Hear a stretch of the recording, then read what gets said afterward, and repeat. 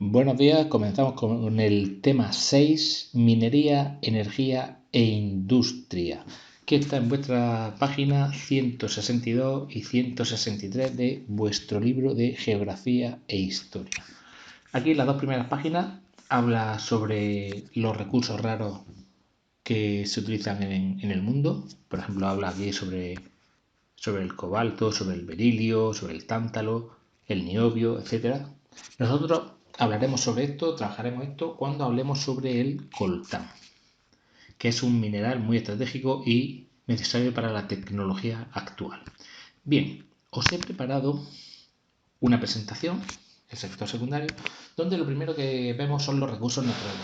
Aquí os explico qué son estos recursos naturales, qué tipos de recursos naturales existen. Aquí donde pone el sol, pues, por ejemplo, se entiende como la energía solar, que es como un recurso natural. ¿Para qué sirven? Pues son esenciales para cualquier tipo de actividad económica. Si tenemos buenos recursos y tenemos una adecuada explotación de dichos recursos, eso repercutirá, eso tendrá un beneficio en el desarrollo y riqueza de nuestro país. Hay que tener en cuenta que aunque tú tengas muchos recursos naturales, no siempre quiere decir que tu país vaya a ser rico. ¿Y eso por qué es? Eso depende de los siguientes factores para la explotación. El primero, el desarrollo tecnológico. Cuanto más avanzado sea un país tecnológicamente, mejor va a explotar sus recursos naturales y más beneficio va a obtener de ellos. El segundo factor que hay que tener en cuenta es el coste de la explotación.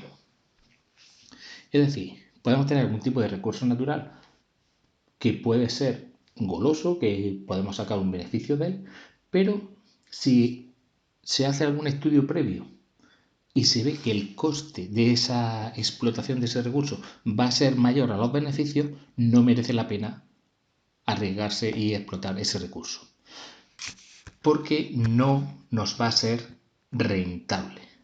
La rentabilidad no solo se mide por el coste de la explotación, sino también por cómo se comportan los mercados exteriores, los mercados comerciales. Por ejemplo, si hay muchísima demanda de un producto, nuestro recurso natural va a aumentar su precio. Pero si hay muy poca demanda, nuestro recurso natural bajará el precio. También hay una cosa que tenemos que tener en cuenta respecto a los recursos naturales.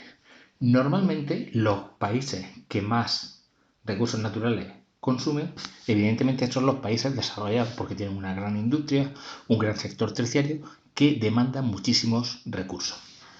Y por contra, los países productores normalmente son países en desarrollo, aunque hay algunos países, como por ejemplo China, que son tanto principales consumidores como principales productores. Aquí ya pasamos a la minería propiamente dicha. Bien, ¿qué es la minería? La minería es la extracción de minerales del suelo y del subsuelo. Básicamente es eso. Normalmente, donde se acumulan estos minerales se llaman yacimientos, tal como veis vosotros en vuestro libro en la página 164. Aquí lo tenéis, en la página 164. ¿Vale? Volvemos a la presentación.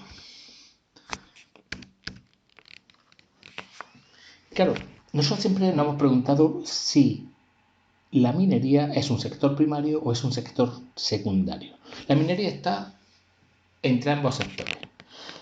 Primero, el sector primario porque se obtienen recursos naturales, como vimos en el sector primario en el tema anterior. Pero estos recursos naturales no son para, por ejemplo, un consumo directamente humano. Por ejemplo, yo tengo melocotones y los melocotones directamente me los puedo comer. Sin embargo, en la minería, los recursos naturales que se obtienen son esenciales para el desarrollo de la industria y de la construcción, que pertenecen al sector secundario. Por eso nosotros lo estudiamos en este tema. También vamos a ver qué tipo de explotaciones mineras existen, porque no todas las minas son iguales. Nosotros tenemos 4 tipos de explotaciones mineras, que son las siguientes. Primero, la explotación es a cielo abierto. Esta es la técnica más extendida a nivel mundial porque también es la más barata de realizar. Empezamos a hacer una mina directamente en la superficie. Claro, esto no vale para minerales que estén a muy baja profundidad.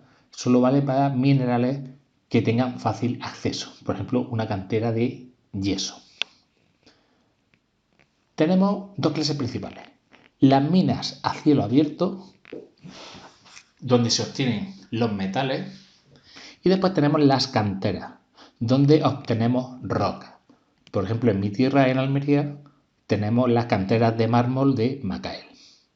Y después tenemos otro tipo, que son las explotaciones abiertas, donde normalmente se obtiene carbón, y luego un término que se llama minas de placer, que son las de oro. Luego las minas propiamente dichas, las que todos conocemos o que relacionamos con minas, que son las minas subterráneas, principalmente para obtener minerales que se encuentran a una gran profundidad. Son minas que tienen muchísimo coste, son muy caras de realizar, y los pozos y las galerías que tiene una mina siguen la veta del mineral. Es decir, se va excavando siguiendo siempre esa veta donde ese mineral es predominante. Claro, el riesgo que tienen estas minas subterráneas es pues, los distintos accidentes que pueden producirse con el enterramiento de personas y que muchos pierden la vida. También tenemos los dragados, que se hacen en unos barcos especiales denominados dragas, es lo que se conoce también como una minería submarina, y básicamente es excavar el fondo marino con esas dragas, como veis aquí. Esto excava el fondo marino y aquí pues se va moviendo el material extraído y se va seleccionando el material que buscamos. Es como eso que hace la gente de la búsqueda del oro, que mete el cedazo en el agua y coge con tierra y luego va moviendo hasta que separa el oro. Pues esto sería, pero a lo bestia, los dragados. Y por último tenemos los pozos de perforación. Aquí tenemos los pozos de perforación, donde se usan esas grandes torres de perforación, sobre todo para obtener petróleo y gas, para obtener combustibles. La minería causa una serie de problemas.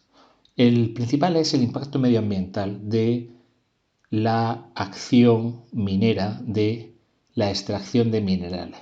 Por ejemplo, se destruyen paisajes, como ocurrió en las Médulas, en León.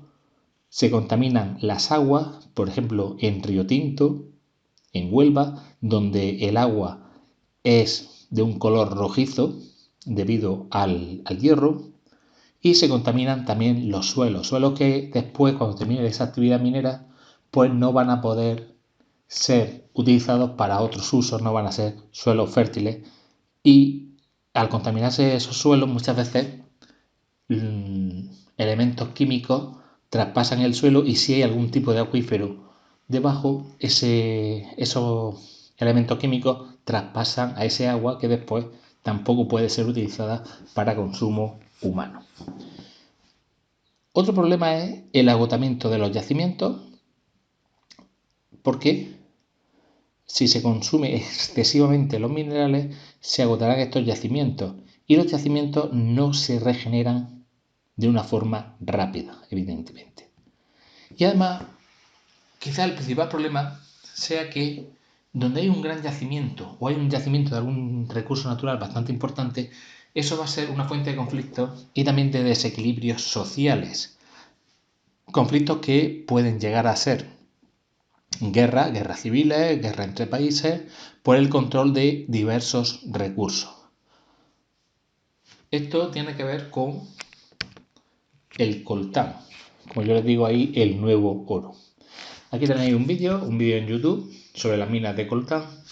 Las minas de coltán se localizan principalmente en los países de África, principalmente en el Congo, y en el documental pues vemos cómo grandes empresas occidentales luchan por el control de estas minas en las que los que trabajan son pues prácticamente esclavos y se producen auténticos baños de sangre por el control de estas minas. ¿Qué actividades tenéis que hacer? Bien, haré un pequeño informe sobre el coltán donde debéis de recoger todo lo que viene aquí, es decir, qué elementos forman el coltán, de qué países se extrae, pues, es decir, cuáles son los principales productores de coltán, qué conflictos se producen en estos países donde se produce el coltán, qué países o empresas son las que más se benefician del uso del coltán, para qué se usa el coltán y qué objetos de tu día a día pueden contener coltán, es decir, qué objetos tenéis en vuestra casa que utilizan coltán. Y por último quiero que realicéis una pequeña reflexión personal sobre si está justificado o no el precio, el coste humano que se paga por este mineral para que unos pocos disfrutemos de sus usos mientras hay otros tantos que mueren por la extracción y la venta de este mineral. Además de eso, tenéis en la página 164 y 165 que realizar el ejercicio 1, interpreta el mapa. Aquí tenéis el mapa, tenéis aquí los minerales, los principales países productores y la producción respecto al total mundial. Por ejemplo, vemos aquí como de antimonio, pues China produce pues sobre el 50% a nivel mundial, o de cromo, Rusia produce el 50% a nivel mundial. Bien, vosotros hacéis ese ejercicio y también me hacéis las claves para estudiar, las 4 claves, pero el piensa no. Con eso terminamos este primer punto y ya nos veremos después de Semana Santa. Un saludo.